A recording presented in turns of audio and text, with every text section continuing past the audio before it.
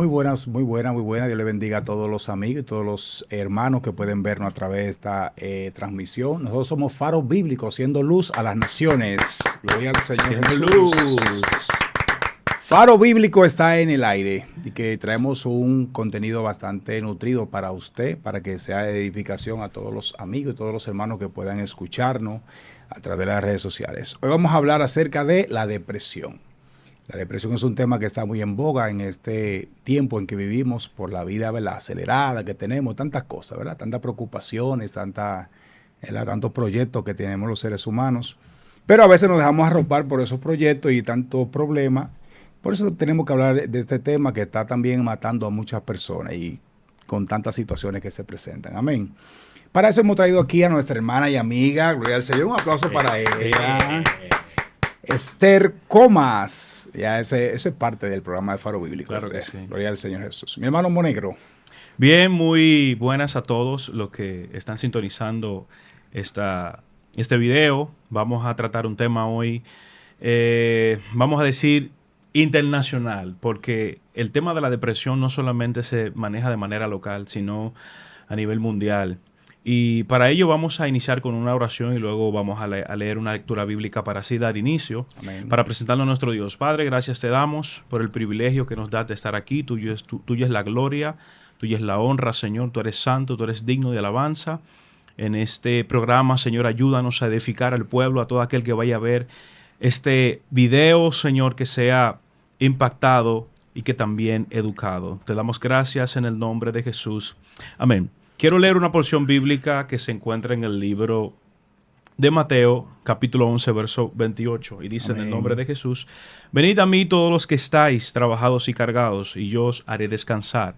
Llevad mi yugo sobre vosotros y aprended de mí, que soy manso y humilde de corazón, y hallaréis descanso para vuestra alma. Pavel. Amén. Gloria al Señor Jesús. Bueno, aquí estamos. Gloria al Señor. Vamos a arrancar. Vamos a aprovechar este momento, porque una horita, 40, 50 minutos es muy poco, Sí. ¿verdad? Porque hay mucha información y este también hay que darle su tiempo para que ella se explaye, explique todo esto. Bien, así que obviamente entonces será un primer episodio, después vamos a tener la segunda parte, ahí vamos a hacer quizá un poquito más extendido. Esther, así de forma somera, vamos a empezar definiendo qué es la depresión, pero para una persona sencilla que no haya tratado el tema, que no tenga especialización en el tema, ¿qué es la depresión? Claro, primero agradecer la invitación una vez más. Yo me siento parte de ustedes. Claro que sí. Pero siempre tengo que agradecer, sobre todo a aquellas personas que nos van a sintonizar a través de las diferentes redes, por darnos la oportunidad de llegar a su casa, a su corazón, a sus oídos, y esperando que realmente lo que vamos a compartir en este espacio pues sea de mucha bendición. Para los que no me conocen, soy psicóloga clínica y de la salud, psicoterapeuta, trabajo en área de investigación en salud mental, también en diferentes aspectos y proyectos en salud mental, y la depresión ha sido uno de los temas que me ha tocado abordar desde diferentes perspectivas. Sí. O sea, tanto obviamente en terapia, una condición que se ve muy frecuente, como también a nivel de investigación.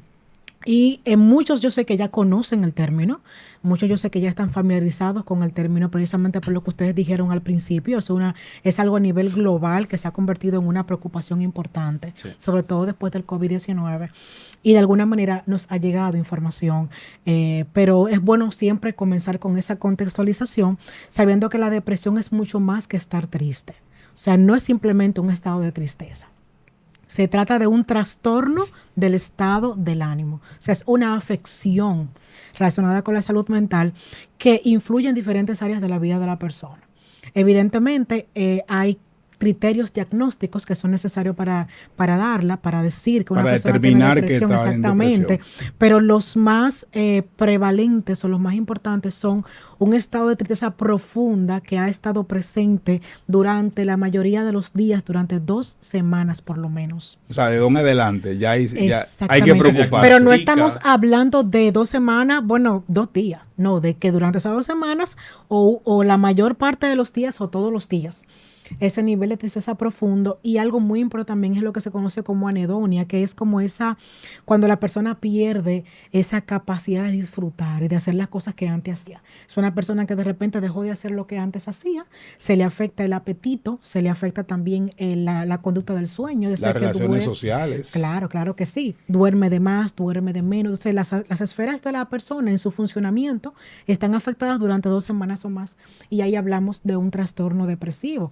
Hay otro tipo de depresión que es la distimia o el trastorno depresivo persistente, que ya sí es, la persona puede tener más de 2 años con eso. Son episodios menos intensos, pero sí son persistentes. Son recurrentes. Exactamente. Entonces, ahí sí hablamos de una depresión y en la distimia la persona dice, por ejemplo, yo siempre he sido así, pero es porque tiene un trastorno depresivo persistente. Y una pregunta, ya en ese mismo tenor, ¿en qué se diferencia la depresión a esa tristeza normal? Mira, la tristeza es una emoción normal. Las emociones son adaptativas. No hay emociones negativas ni positivas, son adaptativas. O sea, lo más normal es que cuando tú estás en un velorio estés triste, que cuando algo que no es muy agradable para ti pase, te estés triste. Entonces, la característica de la tristeza es que es una emoción que se desata por un evento, por algo que pasó o por varios eventos. Pero, por ejemplo, la durabilidad, la depresión es persistente, la tristeza. O sea, es como que cuando la tristeza se extiende, entonces es una depresión. La tristeza es la emoción. Entonces, lo primero es la durabilidad, que la tristeza tiende a irse rápido. También el alcance, o diría la intensidad. Porque una tristeza, pues, tú puedes estar triste, pero tú vas a comer. Tú vas a dormir en tu momento cuando estés cansado. Tú vas a ir a trabajar. Tu rutina diaria. Claro, pero cuando hablamos de depresión, se afectan todas las áreas. Okay. Entonces, eso es sumamente importante. Entonces, ¿qué señales, aparte de la tristeza, suelen, por ejemplo, indicar que una persona tiene algún cuadro de depresión? Hay una de las señales muy tempranas, que es la que le mencionaba, que las personas lo primero que hace es dejar de hacer lo que antes hacía. Okay. Perder el placer por las cosas. De repente una persona que estaba acostumbrada a ir al gimnasio, como que se le hace más difícil. Eso me suena a una historia de un gran hombre de la Biblia por ahí, que la vamos a mencionar más adelante. Sí, eso es una de las cosas primeras. También la persona se pone irritable porque se comienza a sentir mal consigo misma. Una de las esferas que afecta la depresión es la autoestima. La persona tiene una percepción distorsionada, una percepción negativa de sí mismo, del mundo que le rodea y de las cosas que le pasan. Entonces, comienzan a estar como irritables, o sea, como molestos. Son como algunas señales tempranas. Y cuando se afecta, entonces el sueño y el apetito. Ya ahí son como las señales que tempranamente se van presentando, donde tú tienes que decir, espérate, algo está pasando, algo no está funcionando bien, ya sea en ti o en una persona que tengas cerca también. Okay. Esther, ¿la depresión es causada por un solo factor o es un asunto multifactorial? Sí, esa es la palabra correcta. Generalmente hay varios factores. La depresión tiene que ver con factores biológicos, factores psicológicos y factores incluso sociales. Mira, cuando hay una persona con depresión, hay desbalances químicos a nivel cerebral. No se trata solamente de pensamientos y emociones, sino que tu cerebro no está funcionando como el cerebro de otra persona que no tiene depresión. El cerebro funciona con neurotransmisores, con bioquímicos, por ponerle una palabra más entendible. Entonces hay bioquímicos que se encargan del placer, de la sensación de bienestar. O sea, en la depresión, por decirlo de una forma entendible, esos bioquímicos no funcionan correctamente. Entonces hay una causa biológica ahí. Sí. Y entonces están las partes psicológicas, que son los traumas, los eventos traumáticos, los patrones de pensamiento, lo que hemos aprendido, todo eso. Y está la parte social, que son factores externos que te van a afectar. Entonces, yo estoy entendiendo mejor ahora, porque yo siempre decía, pero ¿cómo es que la depresión es una enfermedad? Dicen, es una enfermedad como cualquier otra. Pero para mí, que no, obviamente no soy especialista en el tema, yo digo, pero para mí eso como que no lo puedo entender. Exacto. Pero ahora, con lo que ya está mencionando, con el asunto de los transmisores que tenemos, ¿verdad?, en el cerebro, que tiene que ver con la dopamina, uno se sentirse alegre, qué sé yo, la serotonina. Y eso, esa sustancia que segrega el cerebro para nuestro propio bienestar, como bien decía la especialista. El cerebro se ve afectado en ese desempeño normal, vamos a decir así, de mandar esos neurotransmisores. Exactamente, es que el cerebro es un órgano. Obviamente. Y como un órgano del cuerpo se enferma. ¿Y cómo se enferma el cerebro? ¿Cuándo sabemos que el cerebro está enfermo? Cuando no está funcionando de la manera correcta. Entonces, eso a nivel biológico, por eso es tan importante la medicación en la mayoría de los casos o sea, a veces incluso en terapia es muy difícil tú poder llevar una psicoterapia efectiva si la persona no está medicada, cuando hablamos ya de un nivel por lo menos de moderado a grave en el caso de la depresión. Y ahí para que entre mi hermano Monegro, la ansiedad y la ansiedad y el estrés, ¿qué papel juegan en la depresión? ¿Es una antesala o son factores diferentes? Son distintos, pero generalmente coexisten y se retroalimentan. O sea, generalmente cuando hay depresión, hay ansiedad y hay estrés. Y muchas veces hay un cuadro depresivo que se desata por diferentes estresores. La persona a veces antes de entrar en una depresión está sometida a ciertos niveles de estrés en diferentes áreas. La ansiedad es prima de la depresión siempre, porque siempre están como juntas generalmente, aunque una quizá predomina más que la otra. Entonces, tengo los pensamientos ansiosos que me hacen sentir triste. Eso es lo que significa que se retroalimentan, o sea, que uno alimenta al otro. Entonces, los pensamientos ansiosos me hacen sentir triste y la tristeza entonces me hace sentir estresada porque no puedo responder a las demás cosas y el estrés entonces me genera ansiedad. Si perdura eso, puede caer en un cuadro de depresión. Exacto, pero aún estando dentro del cuadro, o sea, se dan simultáneamente y uno alimenta al otro. Por eso cuando uno va a tratar la depresión, uno tiene que revisar todo lo que está pasando en la vida de la persona. Ok, en ese sentido, ¿qué peso tiene, por ejemplo, los factores hereditarios y biológicos con ese asunto de la depresión? Hay mucha investigación sobre eso, incluso todavía en curso hay mucha investigación porque es un tema que se sabe mucho y hay mucho tratamiento, pero igual siempre se descubren cosas nuevas. Los estudios que se han hecho con gemelos, por ejemplo, hablan de un factor de herencia que sí puede predisponerte, pero que no lo genera por sí solo. Se habla incluso de un 30 a un 50%, y obviamente mientras más grave es el nivel de depresión, pues más probabilidad hay de una herencia. Pero por sí solo, en la parte hereditaria, no es suficiente. Tienen que haber otros factores que desaten o que detonen esto. ¿Qué es lo que quiere decir? Bueno, que el factor hereditario hace que yo sea más propensa. Hay personas que son propensas a sufrir de depresión. O sea, es como por familia. Bueno. Podemos decirlo así. Hay un factor que influye, porque no es que si mi mamá fue depresiva, pues entonces yo voy a ser depresiva de orden. O sea, no es un sine qua non.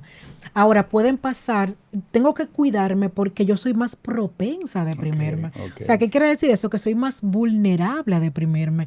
Entonces, tengo que tener un cuidado especial. Se tienen que dar otros factores. También hay personas que no tienen antecedentes familiares y sufren de depresión.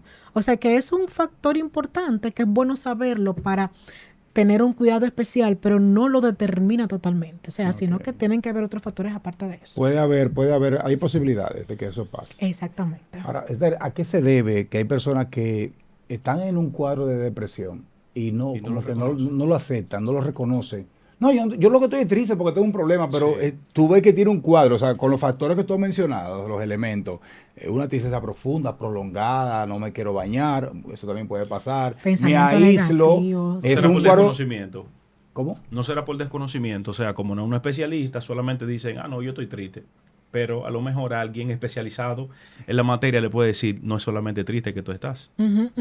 Ese es uno de los motivos. La falta Pero se reniega de esa gente que uno reniega normalmente. La falta de conocimiento es un factor. Ahora, miren, dice por ahí una colega, a la que estimo mucho, que es mi mentora profesional. Ella dice, los seres humanos tienen dos grandes miedos. Miedo a la muerte y miedo a volverse loco. Y la gente prefiere morirse que volverse loco. Está buena esa. Entonces, la gente asocia todo lo que tiene que ver con salud mental con locura. Sí, es verdad. Por el estigma. O sea, el estigma mismo te hace tú asustarte de pensar que tienes una enfermedad mental. O sea, yo estoy loco. Ve al psicólogo, yo estoy loco. Sí, todavía hay gente que tiene esa mentalidad. Asocian también la depresión con debilidad. Asocian la depresión con falta de fe. O sea, y más en el mundo cristiano. A eso me refiero justamente. En el mundo cristiano principalmente hay mucho desconocimiento. Lo espiritualizan. O sea, en el sentido de que, bueno, esto con oración es suficiente. Si tienes un demonio. Los líderes tienen una carga. ¿Cómo una líder va a estar deprimida? Es lo que piensan. Entonces, realmente hay muchas cosas que influyen ahí. La persona se niega. Claro, está el desconocimiento. A veces no sabemos los síntomas de una depresión, pero también está el estigma social. Pero en el ámbito cristiano, todos nosotros tenemos que recordar en el primer libro de Reyes, capítulo 19, versos 3 y 4. Nosotros ahí podemos ver un escenario donde Elías, en un momento dado, fue perseguido. ¿Y qué dice la Biblia? Miren qué dice el verso 3. Viendo pues el peligro, se levantó y se fue para salvar su vida y vino a Beerseba, que está en Judea, y dejó allí a su criado. Y él se fue por el desierto un día de camino y vino y se sentó debajo de un enebro y deseando morirse dijo, basta ya, oh Jehová, quítame la vida, pues no soy yo mejor que mis padres. Ahí nosotros podemos ver un cuadro de depresión que estaba pasando un hombre de Dios, un hombre que había hecho que unos profetas de Baal fueran avergonzados delante de todo el mundo. Pero vemos luego un escenario que alguien da una orden, entonces luego se presenta esa situación y él sale huyendo y mira que dice la Biblia, que él deseaba morirse, o sea, entró en un cuadro de depresión. Así independientemente de que una persona sea cristiana, no puede entrar en ese cuadro, ¿cierto? Claro que sí. Entonces, el punto sería cuando una persona siendo creyente, estando a los pies del Señor, ¿cómo saldría de ese cuadro? ¿Me entiende? ¿Cuáles serían las herramientas que pudieran conseguir o que alguien, un especialista le pudiera dar? Porque entiendo que la parte espiritual no solamente sería un especialista, no es tratar solamente la parte psicológica, ¿verdad? Sino una parte también espiritual, ¿cierto? Totalmente. Fíjate, una de las razones también por las que las personas se niegan a esto a veces. Y mira, mencionaste la parte del suicidio con el ejemplo del profeta, que no la hemos mencionado, pero las ideas suicidas son muy frecuentes en un nivel grave de depresión y es muy, muy bueno que lo sepamos. Entonces, a veces nosotros tendemos como a desligarnos de lo que nos pasa y verlo como algo espiritual, como algo externo, como un ataque del enemigo. Nos negamos a creer que dentro de mí hay algo que no está funcionando correctamente y que necesita atención y cuidado. Se lo veo a veces como que algo que viene del enemigo y si viene del enemigo, pues entonces esto no tiene que ver conmigo, pero es por el mismo miedo. Entonces, con el tema de cómo abordarlo, es muy interesante porque el ser humano es integral. El ser humano es ahí va. Espíritu, alma y cuerpo. Es complejo. Sí. Entonces, el abordaje de la depresión desde el contexto nuestro, que es el contexto cristiano, y yo les recomiendo a cualquier persona que sea creyente que no busque un psicólogo que no lo sea. Porque tenemos que atender todas las áreas, como tú decías. Mira, desde la parte psicológica, por ejemplo, nosotros lo que hacemos en el contexto meramente psicológico es cuando recibimos a la persona, primero, eso es como una evaluación clínica, una entrevista clínica donde evaluamos cuál es el estado de la persona nos cuenta cuál es su experiencia con lo que está viviendo y ahí nosotros vamos identificando síntomas. Hay evaluaciones o escalas psicométricas que no están números, o sea que me dicen, bueno, del 1 al tanto es una depresión severa, moderada, que es ya la evaluación psicométrica, y está la parte de la revisión del cuerpo, o sea, hay depresión que son inducidas por problemas o por enfermedades físicas, o por consumo de sustancia, o por consumo de medicamento. Eso es como en el contexto clínico general, cómo se evalúa y cómo se diagnostica la depresión. Ahora, cuando estamos hablando del contexto cristiano, que es realmente lo que nos compete, y pienso que es el abordaje más completo, no solamente de la depresión, sino de cualquier afección en el área emocional, estamos hablando de un contexto integral. O sea, no solamente ver la parte emocional, ver la parte física, sino también la parte espiritual. Y aquí yo noté algunos versículos que me gustaría citar para esta parte. Por ejemplo, Pablo dice en Gálatas 5:16, digo pues, andad en el espíritu y no satisfagáis los deseos de la carne. ¿Verdad? Andar al espíritu implica que nuestros pensamientos, nuestras decisiones y nuestras emociones van a estar sometidas al espíritu. Primera de Corintios 2:16 dice, nosotros tenemos la mente de Cristo y la mente de Cristo es una mente que está sujetada al espíritu. Entonces, ¿cómo vemos todo esto? Un enfoque integral incluye cuerpo, alma y espíritu. El cuerpo se trabaja con la parte de la medicación que ya la hemos mencionado. Sí. No en todos los casos, yo por lo menos como profesional de entrada medico. Cuando yo veo una persona que está en un cuadro depresivo y que atravesó por alguna situación difícil recientemente, le damos un tiempo para ver si reacciona con algunas estrategias. Pero tenemos que regular lo que está pasando en el cuerpo, tenemos que identificar, además de lo que te está doliendo, cómo está tu vida, cómo tú te alimentas, con qué tú estás comiendo, a qué hora te estás durmiendo, cuáles hábitos tienes, te pasas el día entero tirada en la cama, ¿cómo es tu vida? ¿Cómo funciona tu cuerpo? O sea, que Aparte de, es un trabajo, o sea, son muchos factores a claro, tomar en cuenta. y la parte entonces del alma se trata con la parte emocional, que es entonces cuáles son los traumas, cuáles son tus patrones de pensamiento.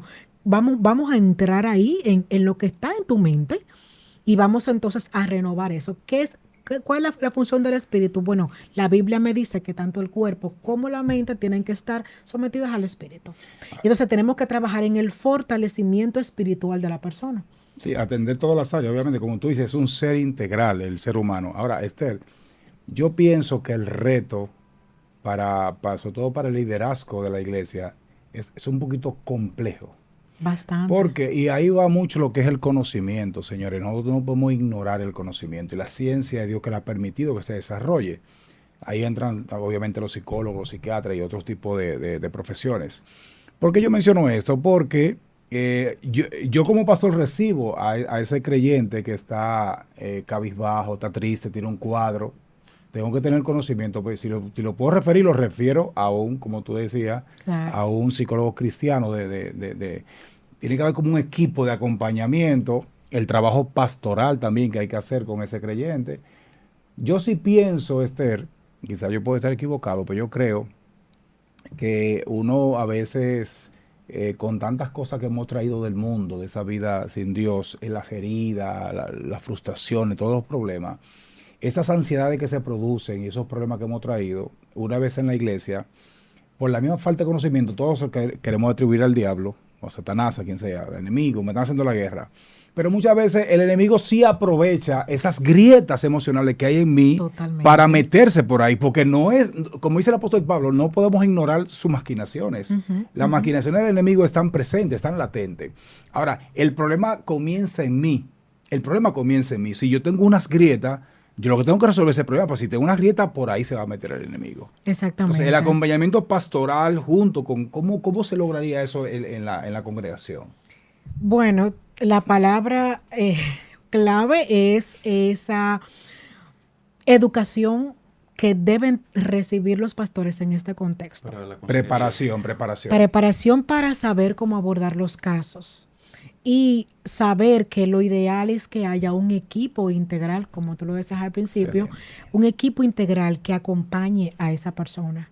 ¿Por qué? Porque evidentemente hay un acompañamiento psicológico y psicofarmacológico, pero también la parte espiritual tiene que haber un seguimiento y una identificación de cuáles son las puertas abiertas que tengo a nivel espiritual, que son ligadas a las emocionales muchas veces, que son traumas y cosas que no hemos resuelto. Entonces tiene que haber una persona que te diga, vamos a orar, vamos a ayunar, vamos a identificar, vamos a leer la palabra. Mira, en psicología utilizamos una estrategia que viene de la terapia cognitivo-conductual, que es de las más eficaces en depresión, que se llama reestructuración cognitiva. ¿Cómo se trabaja la reestructuración cognitiva? Bueno, se identifica cuáles son las creencias de la persona. Primero, cuáles son los pensamientos frecuentes, los pensamientos negativos. Se va profundizando y se va identificando entonces en cuáles son esas creencias que tiene la persona. Y luego, esas creencias que tiene la persona, pues son sustituidas por respuestas que llamamos como adaptativas, que son respuestas sanas. Entonces, esas respuestas que tenemos que dar son la verdad de Cristo. ¿Qué te quiero decir con esto? Que mi proceso profesional, mi proceso de acompañamiento psicológico debe estar totalmente alineado, empapado de la palabra de Dios. Porque ¿de dónde voy a sacar yo respuesta? Si yo tengo un pensamiento que me está diciendo a mí, tú no sirves para nada. ¿Cómo yo voy a responder a mí misma si yo sirvo? La palabra me dice que yo sirvo, que yo soy valiente y que yo soy valiosa y que yo soy elegida. Entonces hay un acompañamiento que tiene, por eso decimos psicólogos cristianos que utilicen las herramientas de la psicología, de la ciencia, que son efectivas, pero con un matiz espiritual y con un matiz anclado en la palabra de Dios. Pero también está la parte física, que ese es el acompañamiento que se le da a la persona. Vamos a ir contigo, y la parte práctica más bien, que tú necesitas que vaya contigo a buscar una cita, no tienes ánimo. Mira, la psicóloga me puso de tarea que tengo que caminar 3 veces al día o 3 veces a la semana, pero yo no tengo ánimo. Ahí entra la hermana, la comunidad de la fe, que te dice, ven, yo voy a acompañarte, vamos a caminar, porque algo importante, cuando tú leías en el libro de Reyes que hablaba de Eliseo, de Elías, Sí. ¿qué fue lo que el Señor le dijo cuando estaba en ese momento? Oh, ¿Qué haces aquí, Elías? Sí. Párate de ahí. El en mi ve- Come que le dijo, levántate y bebe. come. Ajá, levántate y come. Y él sí O se sea, levantó. para recobrar fuerza física. Sí. Exactamente, Interesante. exactamente. Pero antes de la comida, tuvo que haber una intervención divina, que fue el ángel.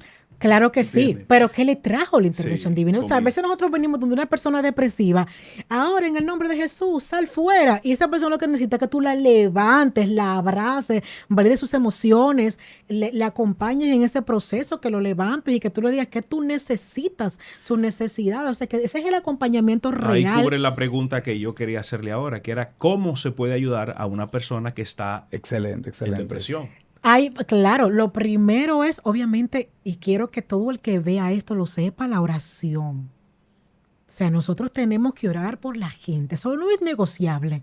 ¿Por qué? Porque no depende de nosotros, sino de ese poder que, como dice la palabra del Sí, Señor, hay problemas, disculpe que le interrumpa, hay problemas que no son meramente psicológicos, que se vean.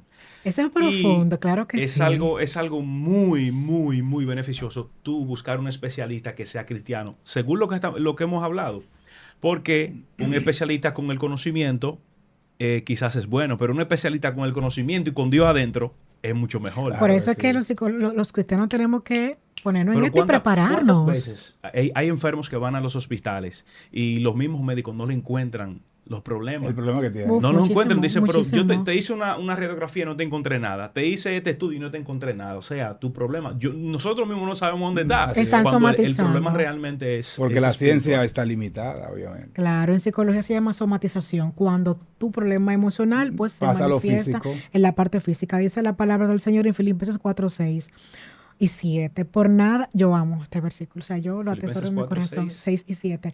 Por nada estéis afanosos, si no sean conocidas vuestras peticiones delante de Dios en toda oración y ruego con acción de gracias. Y la paz de Dios, que sobrepasa todo paz, entendimiento, la paz de guardará Cristo. vuestros corazones y vuestros pensamientos en Cristo Jesús. Corazones, emociones, pensamientos, mente. No.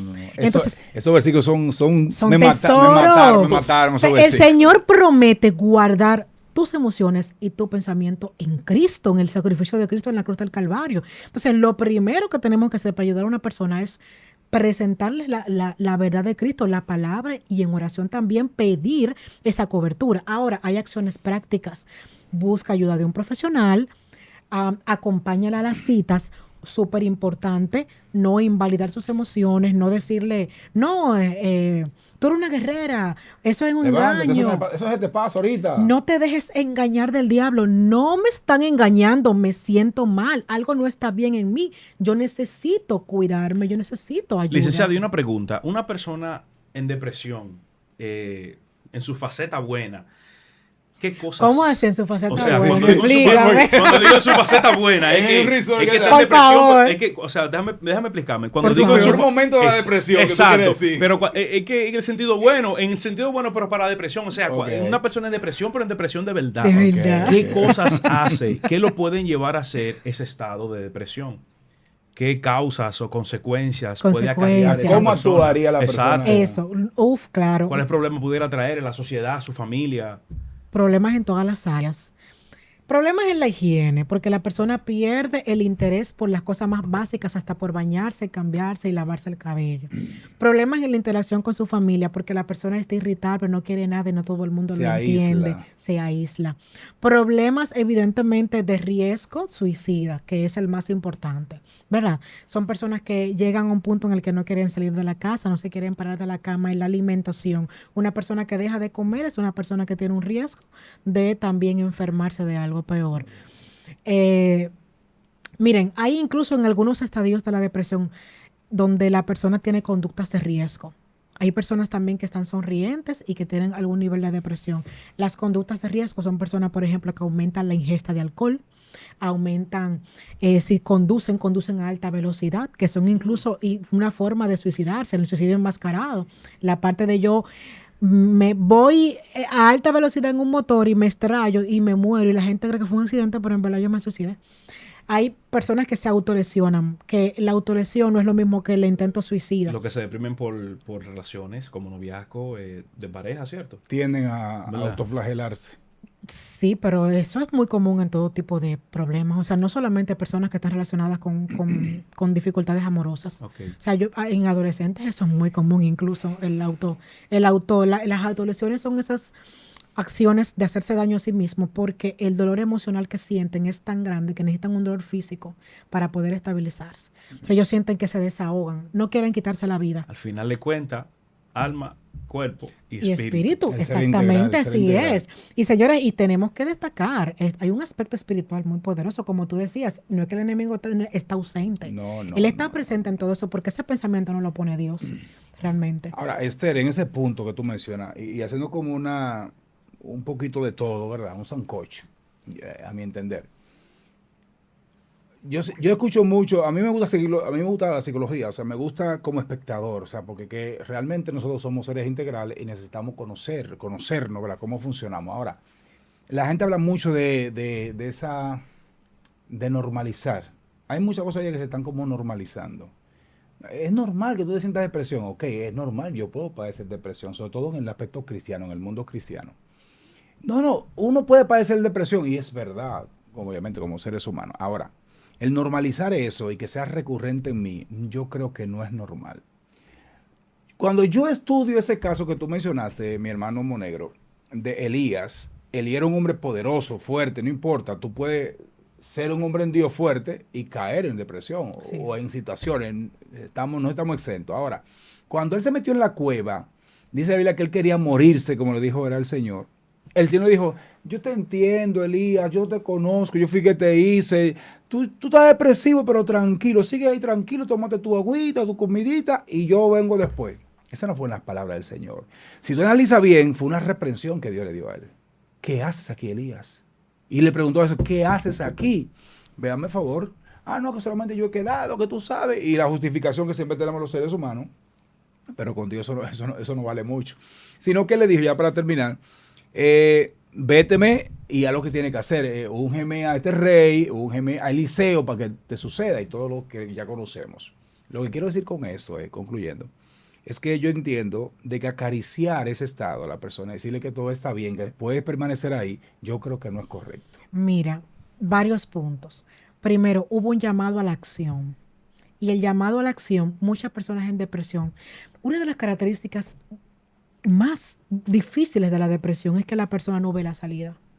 La persona ve todo negro y sobre todo las personas que tienen idea suicida, hay un sentimiento de desesperanza. Perdón, podemos eso tipificarlo como la cueva, donde él estaba metido. Exactamente. O sea, es un simbolismo. Pero ya, es sí, claro. emocional, ¿verdad? Exacto. Entonces, quizá yo decirle, hay un llamado a la acción, haz algo, puede ser una forma de invalidar lo que está sintiendo, que eso es fatal, eso lo hunde más.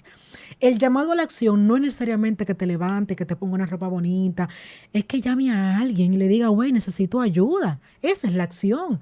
Esa puede ser tu acción. Tu acción puede ser ir a tu pastor y decirle, pastor, ore por mí. Tu acción puede ser tomar una cita en psicología con un psicólogo cristiano. Entonces, a veces la gente dice, quiere tomar ese ejemplo, pero entonces lo utiliza de una manera muy asesina. Párate de ahí, esto, porque Dios te dijo que le parara, pero ¿qué hizo Dios primero? Lo alimentó, llenó sus necesidades del momento. Entonces, sí, el Señor nos hace un llamado, no podemos acariciar. Hay una diferencia en normalizar y humanizar. Tenemos que humanizar en el sentido de sacar de ese encuadro diabólico a la enfermedad.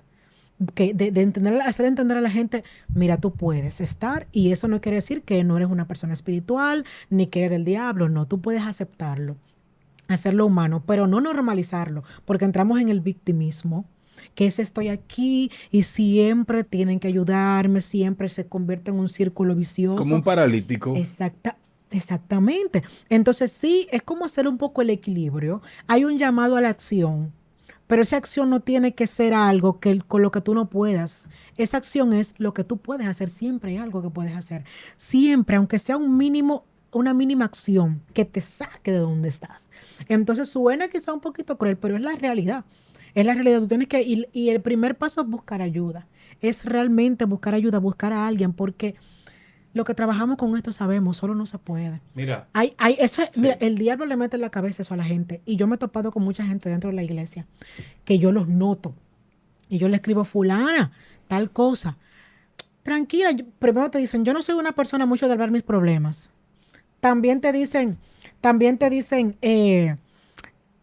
el Señor es mi pastor, nada me faltará, Dios está conmigo. O te dicen, yo he salido de otras peores que esta, tranquila que yo voy a estar bien. Es un pensamiento del diablo disfrazado, Ay. de que tú no busques a nadie, de que no Ay. busques ayuda. Esto no es así. Porque es un de aislarte. Aislarme de mi red de apoyo, que es la iglesia, no hay mayor red de apoyo que la iglesia. Hay un personaje también de la Biblia que nosotros quizás no hemos mencionado, pero con relación a lo de buscar ayuda, recuerden el salmista David. En varias ocasiones se encontró momentos difíciles y aquí recordando el Salmo 40, que él dice, pacientemente esperé a Jehová y se inclinó a mí y oyó mi clamor. O sea, él estaba clamando por algo. Y dice, y me hizo sacar del pozo de la depresión. De la desesperación. De la desesperación, Sí. perdón. Del lodo cenagoso. Puso mis pies sobre peña y enderezó mis pasos. Hermoso. Eso es un cuadro depresivo que presenta ahí. Pero cuando tú ves, tú sabes que la palabra clamor, él prácticamente estaba gimiendo por una situación que él tenía. Y de alguna forma el Señor escuchó su clamor, pero él buscó la ayuda. Y no buscó la ayuda en cualquiera, no fue en Jonatán, ni ninguno de sus escuderos. Dice él, yo clamé a Jehová, fue en mi momento de desesperación, y él escuchó mi clamor. Claro, destacando, clamar a Jehová, pero también buscar ayuda dentro de la comunidad, de una persona que te eche la mano y que te saque de ahí. El mismo Jesús pidió que oren por él. El mismo Jesús mostró vulnerabilidad y necesitó estar con personas cerca. Por eso es importante, y la pregunta, la otra que sigue, la red de apoyo emocional, tanto en la iglesia, pero aquel, por ejemplo, Esther, aquel que no es cristiano, porque también es un programa que lo pueden ver muchas personas, o que lo ven personas que no son creyentes en sí, que no van a ninguna iglesia, esa persona que no tiene a Dios, que no sigue esa red de apoyo en la iglesia, ¿cuál es la red de apoyo que tiene que afianzarse para salir de esa situación? Las redes de apoyo son un recurso totalmente valioso. Incluso una de las cosas que se evalúan cuando tenemos una persona con cualquier afección emocional son las redes de apoyo con las que cuentan. Siempre es importante identificar, o sea, incluso para una vida, para un bienestar equilibrado, para una vida, diríamos, sana, fuera de cualquier afección mental, las redes de apoyo son muy importantes. Los amigos, la familia, fomentar personas que compartan tus mismos intereses. Sobre todo cuando hablamos de la depresión. Cuando hablamos de la depresión, pues muy importante identificar. No tienen que tener 1,000,000 de amigos, sino identificar cerca de ti. A veces hablamos de la familia, pero a veces la familia es un estresor. A veces hay problemas que están relacionados con la familia. Entonces, a veces tenemos un círculo de amistades que son amistades cercanas, pero que por alguna razón llevan un estilo de vida o hasta el momento no han contribuido. O sea, que tampoco son amistades de confianza. O sea, en otra palabra, que son tóxicas, todas son tóxicas. Sí, la palabrita muy famosa, son tóxicas. Quiero compartir un Entonces, lo ideal es que uno, de alguna manera, identifique cuáles son esas redes de apoyo hasta en tu comunidad. A veces una red de apoyo puede ser hasta una persona con la que tú no estés acostumbrada a hablar. Me explico. Yo vivo en una comunidad, yo soy una persona, vamos a decir, de un barrio vulnerable, que lamentablemente soy joven, tengo 20 años, recurrí al alcohol y ahora mismo estoy trabajando por un cuadro depresivo. ¿Quiénes son mis amigos de los 20 años? Son los que están bebiendo conmigo. Y mi familia, bueno, mi papá me abandonó, está en la cárcel, mi mamá murió, vivo con mi abuela. Entonces, yo puedo perfectamente ir hasta donde un líder comunitario de la junta de vecinos, fulano de tal, yo necesito ayuda, y se convierte en una red de apoyo para mí. Interesante, en ese momento, porque es una persona que significa alguien para mí. Yo puedo buscar un tío que está en otro lado y tío, mire, ahora mismo estoy atravesando por un momento difícil y no sé qué hacer, y ese tío puede activar las redes de apoyo. Entonces, pensar también qué persona te genera confianza, con quién te sientes tranquilo. Si tú no identificas esa red de apoyo, piensa con quién te sientes tranquilo cuando tú hablas. Ah, mira, con una profesora. Habla con esa profesora. Me escucha. Claro, siempre. Entonces las redes de apoyo son demasiado importantes porque son las que te van a acompañar en los momentos en los que tú no puedes hacer lo que tienes que hacer, porque estamos hablando de una enfermedad donde las personas muchas veces no tienen ni ánimos para hacer lo que tienen que hacer. En una ocasión, para contar este testimonio acerca de lo que acaba de decir la licenciada, nosotros, un amigo, Chepe, mi amigo, viajamos a Colombia a una convención de nuestro concilio Y nosotros estábamos en un hostal. Y nosotros los primeros días prácticamente íbamos a la actividad a ser espectadores de la actividad. Y un momento dado nos sentimos como preguntando, wow, ¿qué nosotros hacemos aquí? Como que nos hicimos esa pregunta de un momento a otro. ¿Qué pasa? Había una joven que trabajaba dentro del hostal. Y nosotros comenzamos a predicarle. ¿Qué pasa? Ella, no, el Señor comenzó a tocarla y se abrió en el sentido, comenzó a testificar algo horrible. Tiene ese sentido. ¿Por qué? Porque su misma familia le decía, a veces ella se levantaba de madrugada a orar y su familia le decía, ¿qué es lo que estás orando? ¿Para qué que tú vas a la iglesia? Muy frecuente eso. Y sus padres, creo, lo habían abandonado. Su esposo lo había abandonado, lo había dejado con 3 niños. Wow. Entonces ella comenzó a abrirse, comenzó a gritar. Y de alguna forma, no sé cómo ella vio quizá un apoyo en nosotros que comenzó el Señor. A hablar. Eso es lo que hace el comenzó Espíritu a Santo. desahogarse, a testificar, no sé. Y de un momento a otro nosotros comenzamos a predicar, le oramos por ella, le invitamos a uno de los días de la convención. Y el día que ella fue prácticamente el día de la clausura, esa joven comenzaron a predicar y mi amigo, Chepe y yo nos estábamos mirando porque el mensaje era directamente para ella. Dios comenzó a hacer un trabajo extraordinario. Esa muchacha estaba siendo quebrantada. Y de un momento a otro, cuando comenzaron a hacer llamado, a la primera que llamaron, ¿a quién tú crees que fue? Para ministrarle. Fue a ella. Y después de eso, ella se convirtió al Señor, se bautizó y se convirtió en una líder de grupo de amistad. Entonces, pero todo eso que ella tenía dentro de su vida, esa amargura, esa angustia, esa depresión, fue causada dentro de su círculo familiar. Eso es muy muchas común, palabras créeme. Y algo interesante que decía, para que entre la licenciada, algo interesante que decía Esther ahora mismo, y es que a veces una persona tan desconocida se puede convertir en tu red de apoyo en un momento dado. Exactamente. Y nosotros no vivimos en Colombia. Nosotros solamente fuimos un puente. El Señor no gracias a su de él sea la gloria, en un momento dado tuvo y nos usó a nosotros porque a él le plació, porque nosotros ni siquiera vivimos allá. Solamente fuimos un día a ese lugar. Fue una noche que nos quedamos. Pero la vimos allí. El Señor lo inquietó. Vamos, mira, y tú conoces a Cristo. Y por ahí el Señor hizo su trabajo. Cabe destacar que ahí no estamos hablando de redes de apoyo. O sea, es un trabajo evangelístico. En psicología se llamaría primeros auxilios psicológicos. Pero no fuimos a evangelizarla directamente a ella. Pero se dio el trabajo evangelístico. Ahora, para que vean el trabajo integral, eso es muy bueno. La parte espiritual entró ahí. ¿verdad? Sí, y la acogieron los pastores, obviamente. La parte social, entonces son los redes de apoyo. ¿Quiénes las acogieron? Los pastores. ¿De dónde? De la iglesia cercana a ella. Eso es la red de apoyo. La trataron. La red de apoyo es la que está cerca, la que está ahí para ti, no el que viene un día y te da una palabra. No, la red de apoyo son los que te dan el seguimiento, que es donde fallamos muchas veces nosotros. Vamos a un lugar, hablamos por una gente liberada, porque también yo he vivido momentos de liberación con problemas de ese tipo, es otro tema. Es liberada y a veces el Señor, yo he orado por jóvenes y el Señor me muestra que ella tiene que pasar por un proceso de seguimiento. ¿Y quién yo busco? ¿Con quién anda esta joven? ¿Quién es su pastora? Mire, ella tiene que pasar por un proceso de seguimiento. Yo fui, esa es la obra, la parte espiritual. Primeros auxilios. Los primeros auxilios psicológicos. Entonces, ya yo tengo que anclarla. A veces dejamos a la gente así en el aire.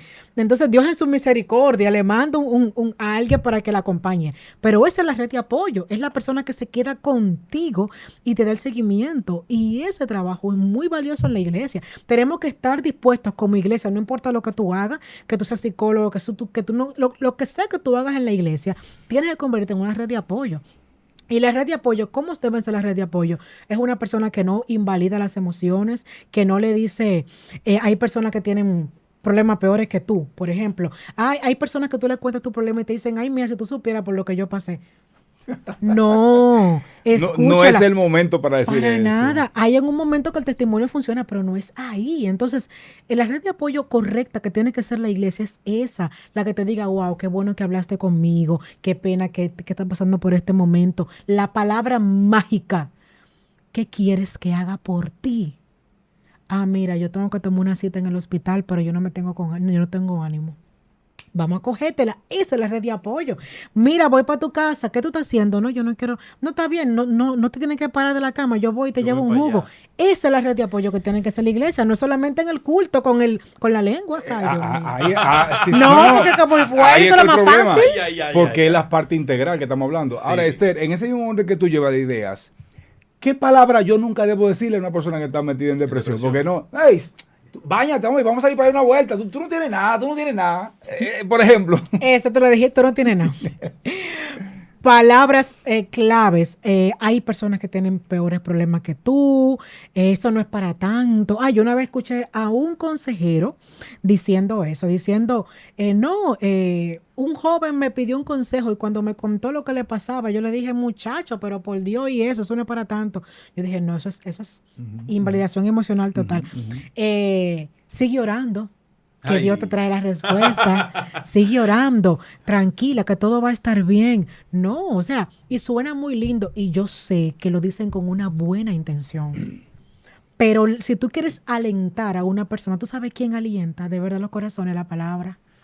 La palabra de Dios. Vamos a leer un versículo que te dice la palabra de Dios. O sea, el papel que hace la palabra de Cristo con esa persona es increíble, pero no lo que está en tu mente, lo que, no, muchacho, No nos vamos a tirar para minimizarlo. adelante, párate, báñate, eso. Ahora bien, en psicología utilizamos una estrategia que se llama activación conductual. La activación conductual está basada en el hecho de que los pensamientos afectan la conducta, pero la conducta también afecta los pensamientos. ¿Qué quiere decir eso? Que yo hacer cosas, que yo pensar bien me ayuda a hacer cosas, pero hacer cosas me ayuda a pensar bien también. Entonces, hay en un momento de la psicoterapia donde el psicólogo manda a la persona con depresión a hacer cosas que no quiere hacer, aún sin querer hacerla. Por ejemplo, tú jugabas básquetbol, ve a la cancha aunque no juegues, pero ve, no, yo no quiero, ve sin querer. Camina, sal al sol cuando en casos graves. En ese momento, tú puedes hacer una clave para la persona. Mira, te dijeron que salga a caminar, ven, vamos a caminar, yo camino contigo. Es para sacarlo del ambiente donde Sí. está. Mente ociosa, Pero- el taller de Satanás. pero- Muchas Claro, veces. claro. Pero eso es que ya con una prescripción de que ya la Exactamente. persona está lista Hay para un hacer esas proceso cosas. un terapéutico, vamos a decir así. Exactamente. Donde ya la persona está preparada para eso y tú le vas a acompañar en eso. Pero no que tú vas a ir a... Hay algo importante que yo entiendo, y puede ser que esté equivocado. Aquí está, ¿verdad? Aquí está usted para corregirnos. Hay un texto que yo leo mucho en la Biblia que me llama la atención en este tema que estamos hablando, y es echando toda vuestra ansiedad sobre Él, porque Él tiene cuidado de nosotros. Poderoso. Yo pienso que la Biblia tiene unas claves. La Biblia no te habla de ninguna ciencia en ese sentido abierto, porque en esa época no se habían desarrollado la ciencia como la conocemos ahora, ¿verdad? Obviamente. Pero yo creo que la Biblia tiene unas claves, unas recomendaciones Totalmente. que son claves. O sea, por ejemplo, yo siempre he creído que si yo comienzo acumulando cosas en mi vida, me pueden llevar a un estado que yo no deseo, Ujú. tanto de depresión, de angustia, de lo que sea. Y la ansiedad, como te decía ahorita, yo pienso que es una antesala de todos esos cuadros. Si yo la ansiedad, el estrés, los problemas, la angustia que tengo en el momento, yo la llevo a Cristo, como dice la palabra, echa toda tu ansiedad sobre Él. Yo he tenido la oportunidad, y sé que ustedes también como cristianos, esa experiencia, de irme al altar o en mi casa también, puede ser un evento como sea, en mi casa, de yo sentirme como angustiado, agobiado, y yo ponerme a orar y derramar mi alma delante de la presencia de Dios.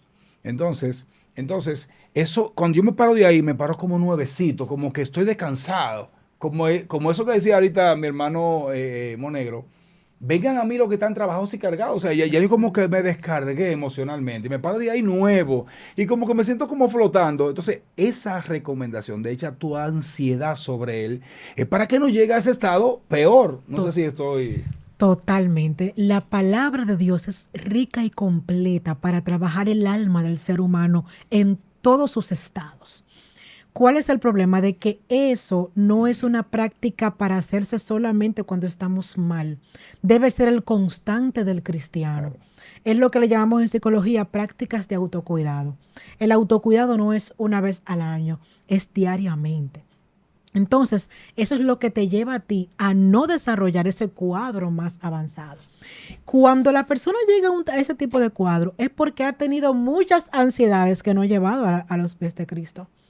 O sea, cuando tú tienes la práctica de hacer eso constantemente en la presencia de Dios, no es que no va a llegar un momento en tu vida de algo impactante que te va a mover el piso emocionalmente. No es que tú no vas a estar triste, no es que tú no vas a estar ansioso. Por ejemplo, tú tienes hijas, que tu hija vaya a entrar a un quirófano. Caramba, obviamente vas a estar ansioso, pero no vas a llegar a desarrollar ese cuadro clínico complicado cuando tú haces eso constantemente. O sea, el llamado a la presencia de Dios, a estar es gozosos en Él, a no estar afanosos por nada de estar afanosos, a llevar vuestras ansiedades. No es para un día, es para nuestra vida completa. Es que Dios sabe que lo necesitamos, porque si no lo hacemos todos los días, se nos va a acumular y se va a convertir en eso. Entonces, ¿qué pasa? Que cuando ya yo estoy en ese cuadro avanzado, ya tú no puedes venir a decirme a mí que echa la ansiedad. O sea, es complicado. ¿Por qué? Porque mi cabeza no está funcionando bien. No, obviamente en ese No momento no se estoy puede. clara, Claro. no estoy funcionando bien. O sea, hay personas que incluso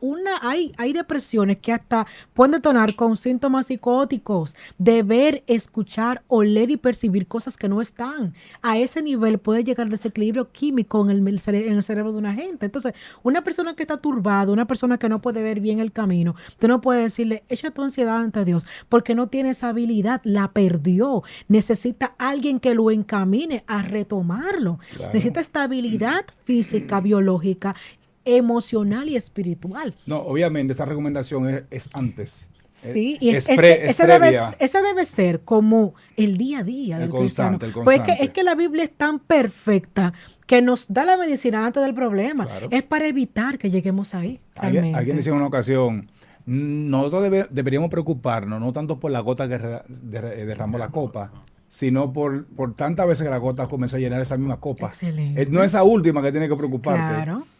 Recordando a los amigos que nosotros somos Faro Bíblico, estamos en las redes sociales, en Instagram, estamos en Facebook y también estamos en YouTube como Faro Bíblico RD. Búscanos en las redes sociales. Si te gusta este contenido, dale like y compártelo con todos tus amigos. Solamente nos quedan 5 minutos. Recomendaciones finales. No sé si tienen alguna pregunta, mi hermano Monegro. No. Pero recomendaciones finales, ¿cuáles consejos podemos darle a una persona que siente que está empezando a presentar este cuadro? O sea, hoy también, pues, ¿por qué no? En el mismo cuadro. Claro. Bueno, lo que hemos hablado, lo que he destacado constantemente, no tienes por qué vivirlo solo o sola.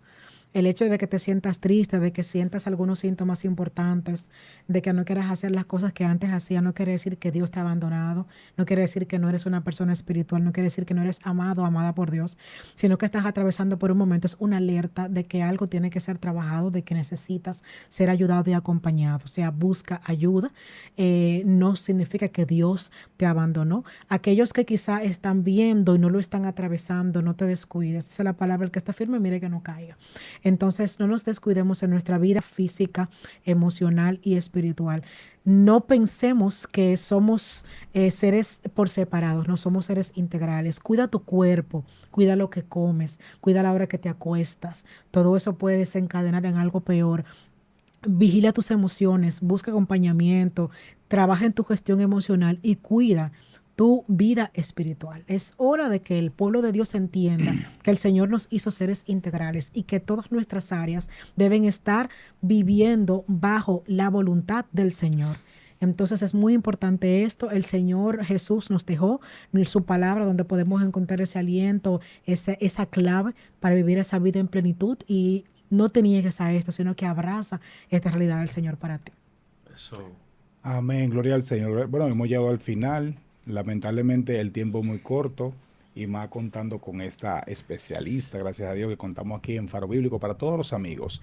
Terminar con un texto que está en 1 Tesalonicenses 5:23 que dice: y todo vuestro ser, alma, cuerpo y espíritu sea guardado irreprensible hasta la llegada de nuestro Señor Jesucristo, porque somos seres integrales y debemos atender cada área de nuestra vida. El ser cristiano no invalida que nosotros busquemos ver la ayuda en la parte psicológica también. Amén. Así que Dios te bendiga. Espero que sea de gran bendición para tu vida.